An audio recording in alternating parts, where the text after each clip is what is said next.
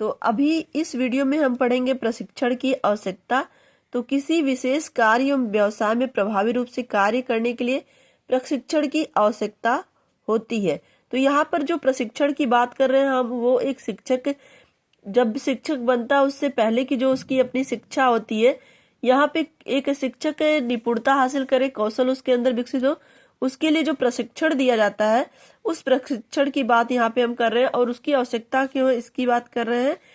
तो यहाँ पर देखिए, यदि किसी व्यक्ति को कुछ दिनों के प्रशिक्षण के उपरांत किसी व्यवसाय में नियुक्त किया जाता है तो वो व्यवसाय के लिए योग्य सिद्ध होता है।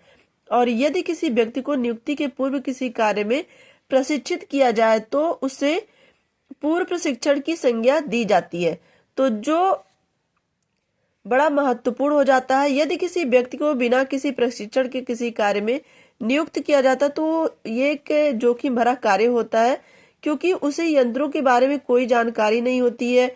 जब एक व्यक्ति किसी कार्य में असफल हो जाता है तो उस कार्य के प्रति उसमें नकारात्मकता या नकारात्मक आवृत्ति उत्पन्न हो जाती है और यह सोचने लगता है कि उस कार्य के लिए योग्य है कि नहीं है। प्रशिक्षण के उपरांत उसे अपने कार्य में सफलता मिलती है तथा संतुष्टि भी प्राप्त होती है। सामान्यतः जो प्रशिक्षण की आवश्यकता होती है वो निम्नलिखित बिंदुओं के कारण या निम्नलिखित बिंदुओं से हम जान सकते हैं कि क्यों से प्रशिक्षण की आवश्यकता होती है। तो यहाँ पर देखिए, कार्य को सफलतापूर्वक प्रभावी ढंग से संपादित करने के लिए नंबर 1 पॉइंट है। और नंबर 2 पे देखिए, प्रशिक्षित व्यक्ति थोड़े समय में प्रभावी ढंग से कोई कार्य सीख लेते हैं और अप्रशिक्षित व्यक्तियों की तुलना में एक व्यक्ति उन कार्यों को बिना प्रशिक्षण के सीख लेता है जिसमें वो लगा हो। और नंबर 3 हम देखेंगे, यदि जटिल कार्यों के लिए विशिष्ट ज्ञान, आवृत्ति, कौशल एवं व्यवसाय की आवश्यकता होती है।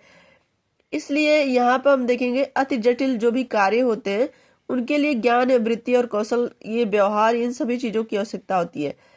और यहाँ पर देखिए, इसलिए अधिक विशेषता के लिए प्रशिक्षण का महत्व बढ़ जाता है। इसका सीधा सा मतलब आप ये समझिए कि अगर हम किसी भी विषय में प्रशिक्षित हैं या उस कार्य में निपुण है तो उस कार्य को हम अच्छे ढंग से करेंगे। यही रीजन है कि प्रशिक्षण लेना जरूरी होता है, प्रशिक्षण दिलाना जरूरी होता है, या किसी भी कार्य को करने से पहले प्रशिक्षित होना जरूरी होता है।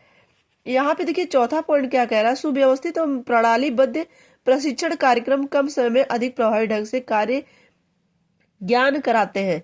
यदि किसी कार्य के लिए विशिष्ट ज्ञान, नॉलेज, प्रयोग, एप्लीकेशन, कौशल, स्किल तथा व्यवहार, बिहेवियर की आवश्यकता नहीं है तो प्रशिक्षण की कोई आवश्यकता नहीं है।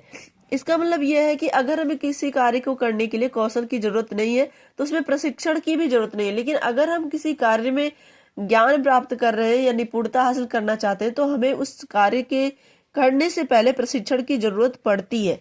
तो यहाँ पर हम प्रशिक्षण की आवश्यकता क्यों इस पे बात कर रहे हैं, और ये हमारा जो टॉपिक है वो शिक्षक से रिलेटेड है। तो यहाँ पे शिक्षक को शिक्षण कार्य करने से पहले प्रशिक्षण की आवश्यकता क्यों है, इस पर बात हम कर रहे हैं।